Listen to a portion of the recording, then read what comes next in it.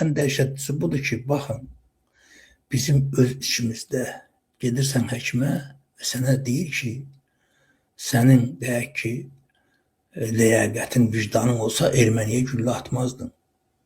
Və biz sadəcə olaraq bunu deyək, görməzdən gəlirik, eşitmirik, dinmirik. Gəlin o qazimizin dediyinə qulaq asaq, sonra söhbətimizi davam elətdirərik. Yanımıza çatsın. Mənim gözüm budur. Mənim bir gözüm yoxdur. Bir gözümdə 8%li linzaya qoyub əməliyyat edibdilər. Mənə ikinci qrup əlillik vermişdilər. Məni təkrar olaraq komisiya çağırdılar. Mən getdim komisiya. Komisiya getdim, səsimi də çıxartmadan, heç bir şeydən, aparatlardan keçdim. Gəldim, 20 gün gözlədim. 20 gündən sonra getdim Zərifə Əliyev adına göz klinikasına. Getdim ora ki, rəyimi götürməyə. Baxdım ki, mənim rəyimdə tamamilə başqa bir müayinə yazılıb. Və mən getdim orada Aygün Məmmədbəyli var, komisiyanın sədridir. Çıxdım bunun yanına, bir saatda gözlədim, otağında yox idi, gəldi, çıxdı. Dedim ki, bəs axı mən ikinci qrup əlil olmuşam, biz dökünlük müharibədə gözümü itirmişəm, mən özüm də ikinci qrup əlil olmuşam. Mənim niyə bəs təkrar müayinəm bu formada yazılıbdır, belə yazılıbdır. Mənə dedi ki, onu mən istəyirəm, necə yazıb, necə yazmalıyam. Və artıq orada bir balaca, mən də indi... Təsəvvür edirsiniz, yəni, baxın, Aygün Məmmədbəyli deyir ki, bunu mən istəyirəm. İndi bundan soruşmağa adam lazımdır. Yəni, məyər bizim dövlətimiz, bizim ölkəmiz, bizim deyək ki, vətənimizdə qayda qanun yoxdurmu? Yəni, başı buraxmadır, lotuluq zamanıdır. Sən kimsən? Aygün Məmmədbəyli. Sən adın nədir? Sən nəyə güvənib? Yəni, bu qazinin, yəni bu da Azərbaycan vətəndaşıdır. Sən də niyə sən bunun deyək ki, xəstəliyini qanunla, yəni onun göstərdiyi səviyyədə yox, məhz sənin istədiyin kimi yazılmalıdır. Niyə? Gəlin, indi dalına qulaq asaq, bax, o niyəni biləcəksiniz, dostlar. Kəllə-beyin travması ilə olan bir xəstəyəm də. 16 dəfə əməliyyat olmuş bir şəxs necə bir reaksiya verə bilər? Düz, çox da bir səs eləmədim.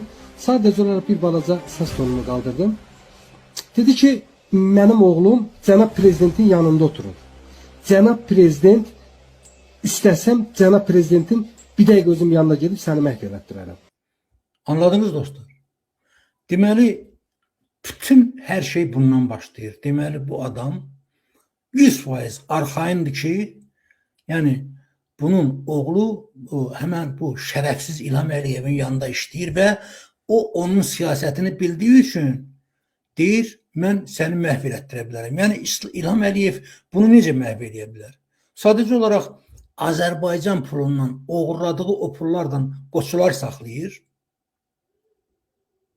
Həmən o qoçulardan birini dəyəcək və yaxud da deyək ki, adam göndərəcək, gedib boynunu gətirəcəklər, salacaqlar padvala, deyək ki, KGB-nin padvalına və yaxud da banditizmin padvalına, orada bunu Rus demiş avrobot eləyəcəklər, necə lazımdır. Ondan sonra da boynuna qoyacaqlar, nə ki, bu Fərzəliyev kimi qabağına qoyacaqlar narkotiki, deyəcəklər, sən bunu götürməlisən, yuxarıdan gələn əmr budur. Bilirsiniz, bu Aygün özdə yazır Məmmədbəyli. Güya ki, bu bütün nökər adamların hamısı familiyalarını belə dəyişdilər Sovet hökuməti dağılandan sonra. Bunlar hələ bilmirlər ki, gədədən bəy olmaz. Familiyanı dəyişməklə insanda bəylik verilmir. Bəylik qanda olur, canda olur, nəsildə olur. Başa düşürsünüz. Gəlin davamına qulaq asaq, dostlar. Dedim ki, nə olar ki, cənab prezidentin yanında oturur deyə bizim axı haqqımız, hüququmuz. Dedi ki, mən nə istəyirəm onu deyə bilərəm. Və mən də orada bir cümlə işlətdim. Dedim ki, biz 200 manatın acısı deyilik. Biz onunla fəxr edirik ki, biz erməniyə güllə atmışıq. Və orada mənə bir vurğuladı. Qayıtdı ki, sizin əgər qeyrətiniz olsaydı, siz erməniyə güllə atmazdınız. Eşidirsiniz, dostlar. Yəni, gəlin burada bir yerdə bu Aygün Məmmədbəylidən soruşaq, görək, niyə atmazdıq? Biz erməniyə məyər elə belə mi atmışıq gülləni?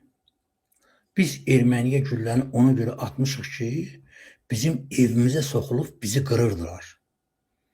Və biz də indi onlara qarşı deyək ki, döyüşürük və öz torpağımızı həmən bu şərəfsiz banditlərdən təmizləyirik.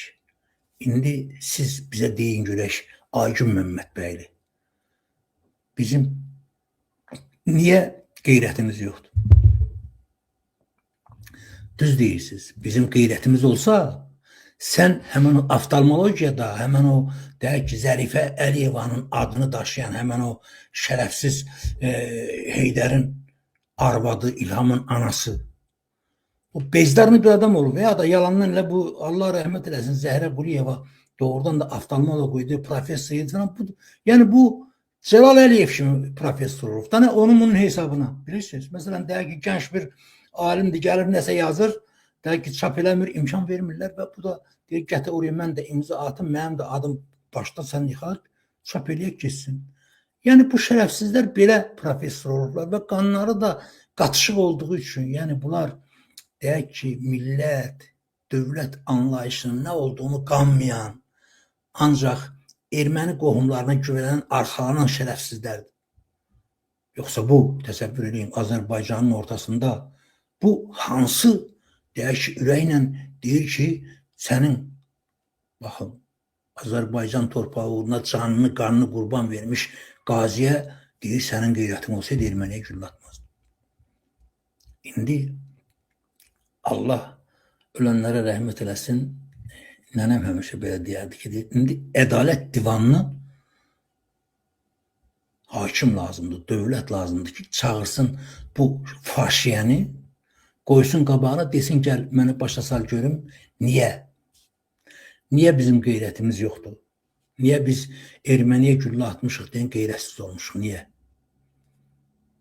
Ona görə ki, biz səni kimi şərəfsizləri gətirib belə başımıza mindirmişik, oturub və bilirik də, ən dəhşətlisi bilirsiniz nədir? Ən dəhşətlisi biz bilirik ki, bunlar bizdən deyil. Bunlar ermənidirlər, bunlar erməni əsirlidirlər, bunların qohum əqrabaları hamısı oradadır və bunlar bunu yalandan oynayır. Bu dövlət, xalq, millət, bunlar hamısı boş şeydir. Hələ təsəvvür edin, 90-cı illərdə mənim yadımdadır. O, deyək ki, Topxanada, deyək ki, Ermənistandan, deyək ki, İrəvandan Azərbaycanlıları qovanda Azərbaycanda Azərbaycanlı müstəntiqlər Azərbaycanlıları həbs edirdi o şeyə görə. Ermənilərə təpki göstərdiklərinə görə. Yəni, məsələ budur. O da budur. Bu əmən bütün bizim faciələrimizin və bugün də İlham Əliyevin də məhz deyək ki, bu boyda hakimiyyətdə qalması, yəni bizim ürəyimizin yumuşaqlığı və bizim bugün də olmağımız. Yəni, indi mən nəyi demək istəyirəm, əziz qardaşlar? Yəni, biz bu adamlar, bu adamlar ki, hansı ki, deyək ki, bugün, deyək ki, çıxıb, deyək ki, sosial şəbəkələrdə bizə yalvarırlar, bizdən nəsə kömək umurlar falan. Mən o nöqteyi nəzərdən deyirəm ki, biz bunlara kömək durmalıyıq, biz bunlara arxa durmalıyıq. O da necə? Sadəcə olaraq mən dəfələrlə demişəm ki, bugün Azərbaycanda siyasətlə məşğul olmaq üçün deyək ki, münbit şərait yoxdur. Yəni, bugün Azərbaycanda bir balaca o yan bu yan danışanı, hətta Facebookda və yaxud da deyək ki, Instagramda, istənilən TikTokda balaca bir deyək ki, bizim Ayvazoğlu'ndan və yaxud da istənilən bir kanalın həmən paylaşdığı belə bir şeyə götürüb bir status yazırsan, həmən səni tuturlar. Mən onu bilirəm. Yəni, bu şeydən, bu nöqteyi mənim ətrafımda olan adamlardan tutulan adamlar var. Yəni, o nöqteyi nəzərdən mən sadəcə istəyirəm ki, biz yavaş-yavaş, deyək ki, bax, heç görürsünüz siz, mən heç, deyək ki, canlı yayımı başlayanda demirəm, bəyənin, paylaşın, abunə olun, demirəm. İstəyirsiniz olun, istəmirsiniz olmayın. Mən sadəcə olaraq bir vətəndaş kimi, əziz qardaşlar, mən bir vətəndaş kimi öz borcumu yerinə yetirirəm. Və mən imkan axtarıram. Sabahlar deyək ki, mənim imkanım olanda mən indi bu məsələ ilə bağlı çalışıram burada, vuruşuram ki, bir deyək ki, nəsə əldə eləyək. Yəni bu ölkədə mən bilirəm ki, Azərbaycanda bugün deyək ki, İlham Əliyevdən mübarizə aparmaq üçün maddi texniki baza lazımdır. Yəni əgər sən deyək ki, bir insanın və yaxud da deyək ki, bir istənilən bir adamın deyək ki, çıxıb meydanda, mitində və yaxud da azadlıq uğruna mübarizə aparsa, onu həbs edirlərsə, sənin ona yardım etməyə imkanın yoxdursa, sən buradan ondan tələb edə bilməzsən. Yəni mən o nöqteyi nəzərdən deyirəm. Və bu həkimin də otağında dediyinə görə kamera var, səs yazan var. Əgər bunun otağında kamerası ilə səs yazanı varsa, çox xahiş edirəm.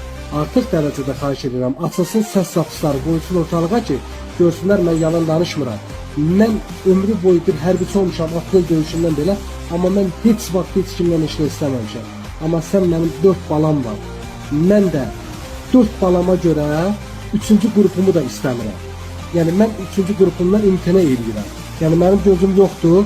Bəli, mən peşman deyiləm. Mən vətən üçün döyüşmüşəm, kişiyəm, erməniyə də güllə atmışam.